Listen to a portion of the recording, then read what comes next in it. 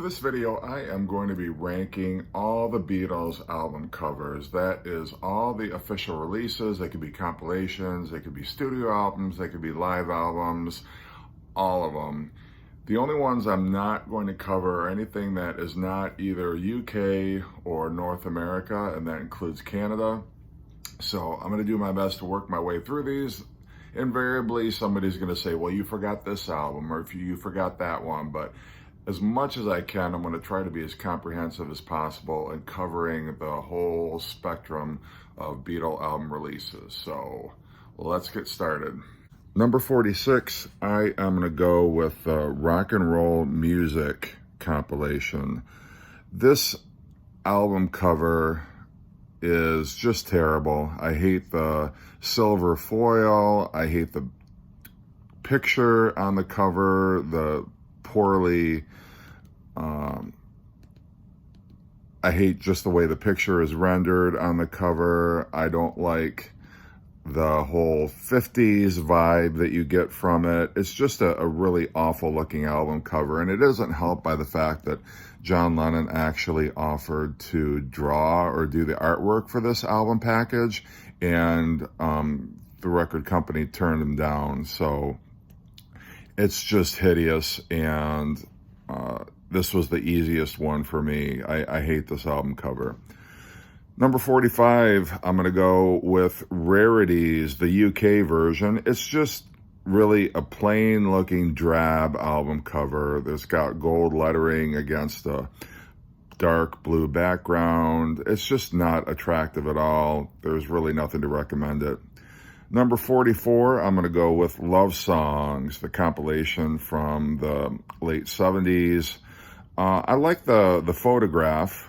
You know, it's kind of a handsome package. The cover, it was a Richard Avedon picture, and they actually blew up Paul's picture and shrunk Ringo's picture. That's not how it actually looks in the original photograph, but since John and Paul were the main songwriters, I think they wanted to emphasize them a little bit more. You know, it's okay. It's not terribly offensive. It's a little boring, but it's just not one of my favorites. Number 43, the 20 Greatest Hits album. I like the fact that they do a collage of Beatles pictures or drawings or whatever it is within the letters. This was originally a die-cut album cover. You know, I appreciate the white background. It's okay. It doesn't do a whole lot for me, but there's certainly a lot worse, you know, when you compare it against the Rock and Roll Music album cover. Number 42, I'm going to go with the Canadian Beatle Mania release. And, you know, I like this photograph. I'm just not too thrilled with the placement. You've got the text there that's on the album cover that just, I don't know, it doesn't appeal to the eye, and just the way everything is positioned on this album cover, I'm not crazy about. Number 41, Live at the Hollywood Bowl, which was the second version of the Hollywood Bowl album that had been released. This was in conjunction with the Ron Howard 8 Days a Week film. You know, it's okay. I like that picture of the Beatles. I don't like the fact that it emphasizes the film. This album really doesn't have anything to do with the film other than the fact that it is, you know, some of the music is featured in it. But I just think it was a poor choice to essentially make it a movie cover. Number 40, I'm going to go with the One package. It's just kind of plain. You know, just the red background, the yellow one on here. Not terrible. I mean, it's, I guess, eye-catching, but that's about as much as can be said for it. Same for kind of 39, which is going to be the Past Masters. Whether we're dividing it into the Past Masters Volume 1 and Volume 2, I mean, it's effective. It could be better. It's not offensive. It's just, it is what it is. It's very stark and direct, and the best thing it has going for it is the Beatles logo. Number 28, I'm going to go with the U.S. Rarities package. There's something about it, it's got the gray silverish background, and then you've got the Polaroid photograph of the Beatles from the Mad Day Out sessions from 1968. I think it's okay. It's nothing too flashy. It's not, to me, it's not that unappealing to the eye. I think, again, it's just kind of stark. It's just a basic image. When you're looking at it in the record store, I remember seeing this in the record store back in the day and thinking, oh, that's kind of cool. That's interesting. So it's effective.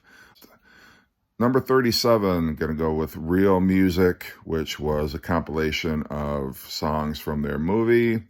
I think the artwork is okay. I like the fact that they incorporate artwork and it's drawings or a painting incorporating different images from the movies. I don't know. I like it. I think it's kind of a cool collage of images, and I like the marquee idea behind it. So, yeah, I think it's okay. 36, I'm going to go with the Twist and Shout album, which was another Canadian release. I like that picture of the Beatles. It's in their very early days. It looks like they're really having fun. It's when it was the early, energetic, fun, and cheeky Beatles. I don't know. I really like this album cover a lot. Number 35, the Yellow Submarine song track. It's basic. I like the color scheme. I think it's an interesting take on the original. It's different enough from the original, but it still kind of retains the spirit of the original Yellow Submarine album. 34, Let It Be Naked. Again, I think it was interesting how they put a new twist on an old album cover. I like the fact that George's picture is a little different. It's kind of I like the negative that they use. I think it fits well against the silver background. So I'm a big fan of this album cover. 33, the Beatles at the Hollywood Bowl. Again, I think it's clever that they use two, ticket stubs or whatever, two actual tickets. I like the cream colored background. I like the font, the way it's just, they could have really gotten away with using a live shot or something, from even the Hollywood Bowl, the old program book back in the day, but I think it's classy. 32, Oldies But Goldies. Definitely a nice bit of psychedelic artwork there. There's a lot to look at here, a lot to take in. I think it's stylishly done. I don't have any real complaints with this album cover. It's just very much a product of its times, but it works as a great work of pop art. 31, Introducing the Beatles. This image it was reversed for this particular album cover. This was in many ways America's first glimpse at the Beatles, this album cover. I think it's a decent enough photograph. I think it's kind of cute, the fact that they call it England's #1 vocal group. I don't know that I would have ever classified the Beatles as a vocal group, but I think that's kind of charming. And yeah, I don't know. There's a simplicity about it.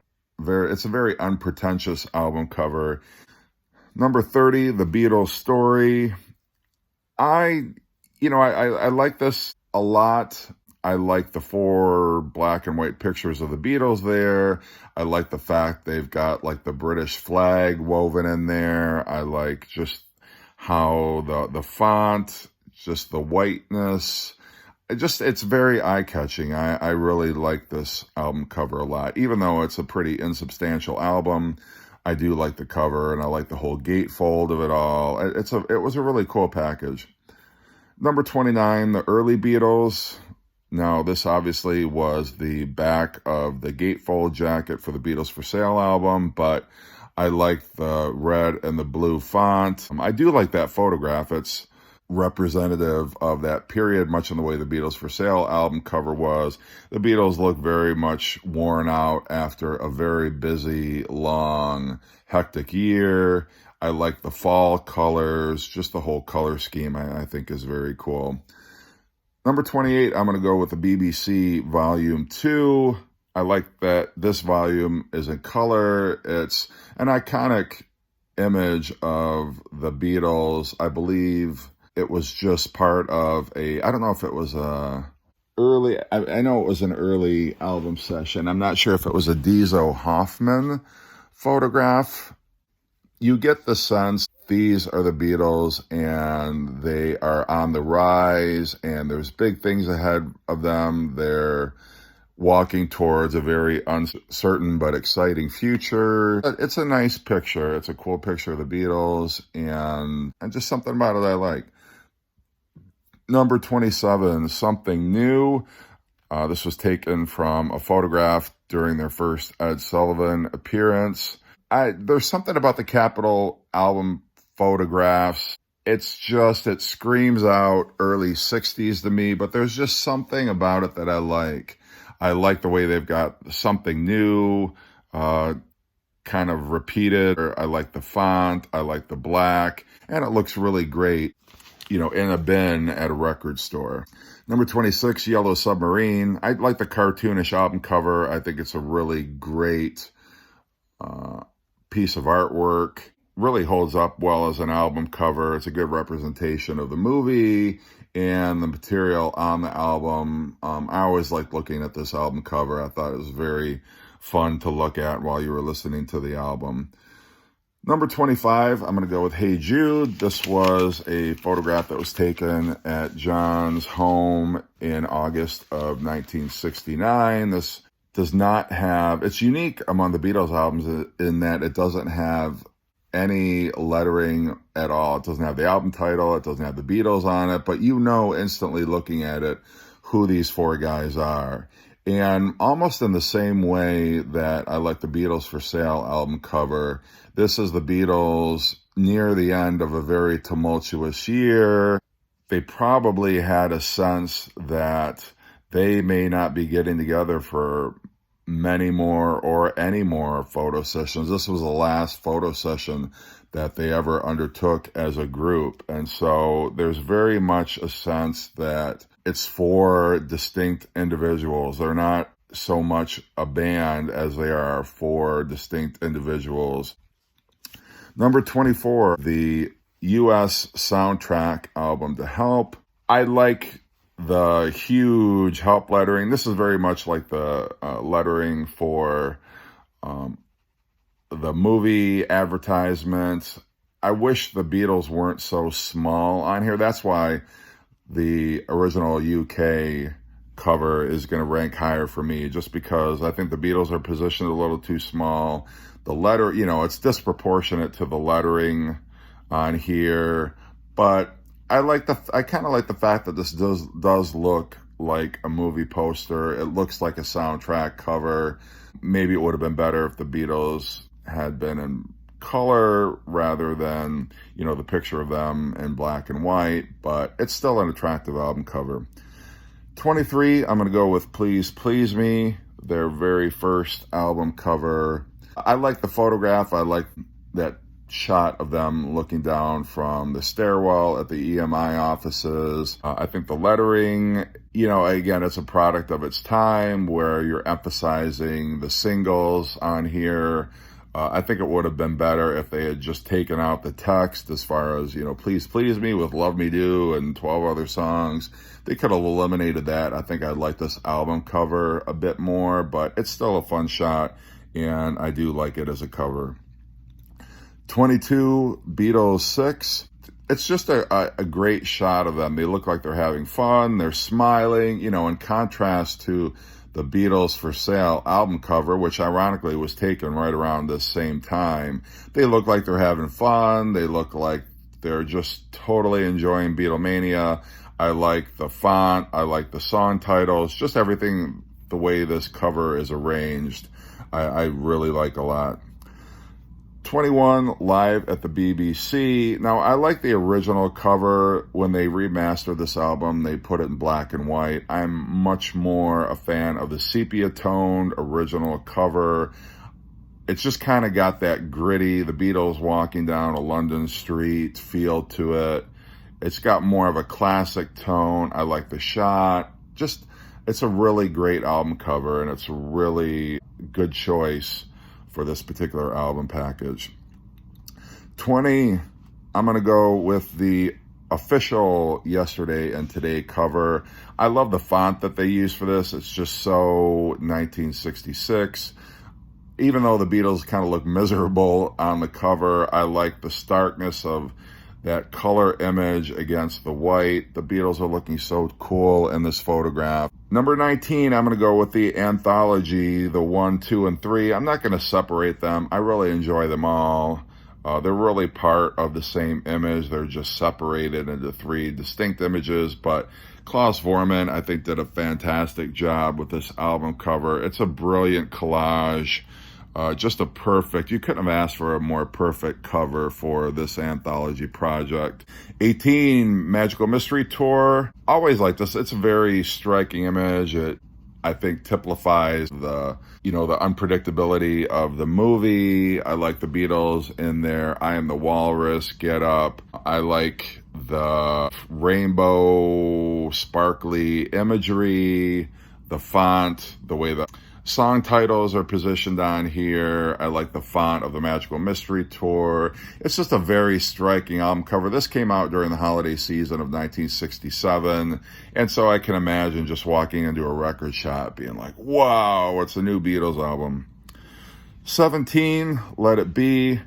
People have described this as, it almost looks like a funeral type image. It's just very, the stark blackness. You've got the 4 separate images of the Beatles. You've got Paul, the only one looking straight ahead of the camera, which it's the only photograph not from the rooftop concert. I just like these 4 pictures of the Beatles. I like the way it's arranged. I like the stark black border, the fact that it's just Let It Be. You don't have the Beatles on it. But I think it's a very effective album cover and a very effective final album from the Beatles. 16, Beatles 65. I always like this set of images. I believe Roger Whittaker might have taken these pictures, but essentially it's 4 pictures meant to represent the 4 seasons. I love the color scheme on it. I like the way that the title is positioned. You've got the song titles there. Again, it's another really classy Capitol album cover. 15, Beatles' second album, or Long Tall Sally in Canada. I just really like I like the font. It just screams out early 60s. I like the whiteness of it. I like the sepia tone photographs, the way that they're arranged. It's just a fun cover to look at. It's a nice cover to look at while you're listening to the songs on this album. So I really like it a lot. 14, the White Album. Just that plain white cover with the embossed, the Beatles on it. Only reason I'm not ranking it a bit higher is just because there isn't much to look at on this album cover. The reason why I'm ranking it so high is because it is just such a white, stark, iconic image. And I can't imagine there being a better or any other cover for the music inside. 13, Meet the Beatles. This, for a majority of American record buyers back in 1964, was their very first introduction to the Beatles. I love the Robert Whittaker photograph. I like the blue tone of it. I like just the way everything is placed on the album. The font for Meet the Beatles, I like the exclamation point. Just everything about it. It's just such an iconic classic image. Number 12, the UK Hard Day's Night.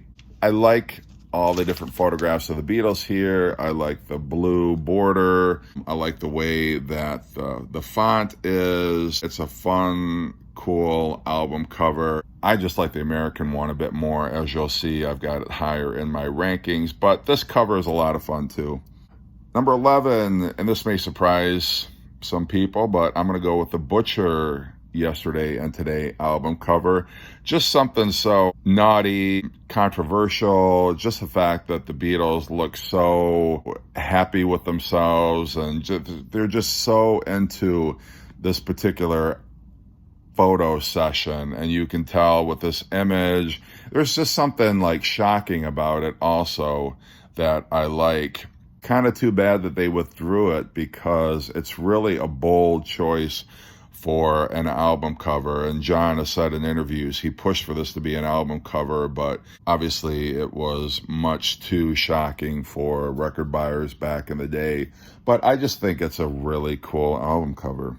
Number 10, I'm going to go with the Beatles 1962-1966 compilation, otherwise known as the Red Album. And number 9, I'm going to go with the 1967 and 1970, the Blue cover.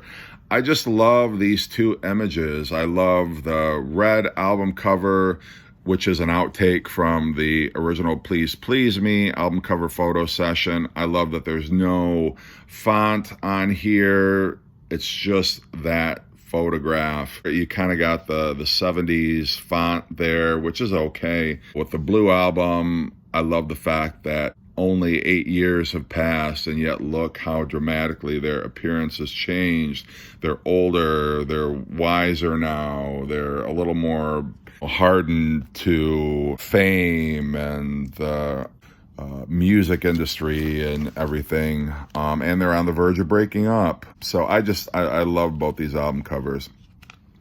Number 8, I'm going to go with Beatles for Sale. I kind of already talked about this cover, but I just, it's more like the Rolling Stones album covers where you just got them just kind of looking, they're not smiling, they look a little bit tough, they look a little worn out. It's just really, it really captures how they were feeling at the end of a very long year of tours and albums and films and singles and photo sessions and press conferences. Always loved this album cover. 7, I'm going to go with the UK cover for Help. Again, such an effective and stark album cover. Just the white background. You've got the Beatles Help in small letters. Just a great photograph of the Beatles doing the semaphore. I love the blue jackets that they're wearing. They look very cold. It's just a very cool cover. Pun intended. Number 6, the U.S. United Artists release of A Hard Day's Night, mostly just because it's a stark image. I love the red background. I love the font. I love the black, white, and red color scheme. Just very basic here. I love that you're only seeing the Beatles from the nose up instead of their full smiling, goofy faces.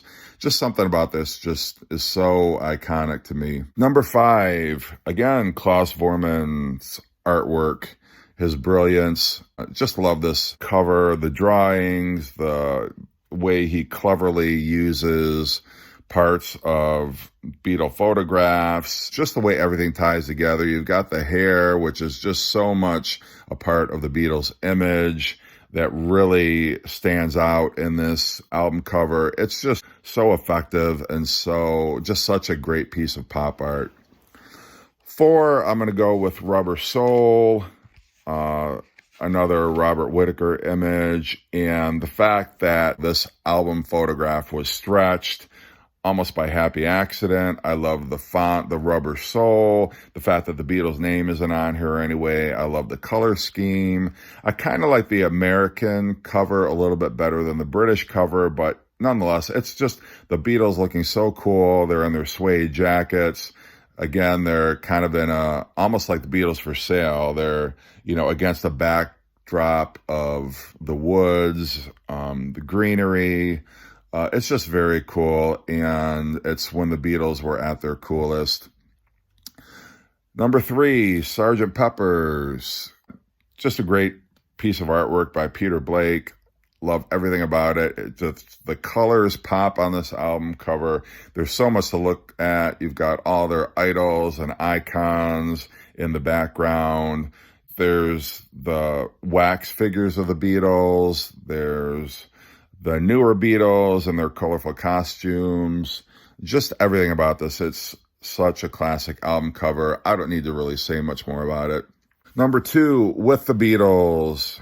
It's a stark image. I love the shaded faces of the Beatles on here. The fact that it's just black and white. The lettering is just black and white. The white border, just everything about this. It's just such a cool album image. It's been copied so many times because it is such a great album cover. And number 1, my all-time favorite, what I think is the best Beatles album cover, Abbey Road. One of the all-time most iconic album covers. It's been copied so many times. So many people have copied this image. It's just great. The Beatles all looking very different. They've all got different lengths of hair, different degrees of facial hair. And I just love they're all walking in step. It's just such a cool cover and my absolute favorite. So that is my list. I hope you've enjoyed it. I'd love if you wanted to share what your favorites are or what you think of my rankings. And, I'm just having fun with this. It's not meant to be taken seriously, but that is my list.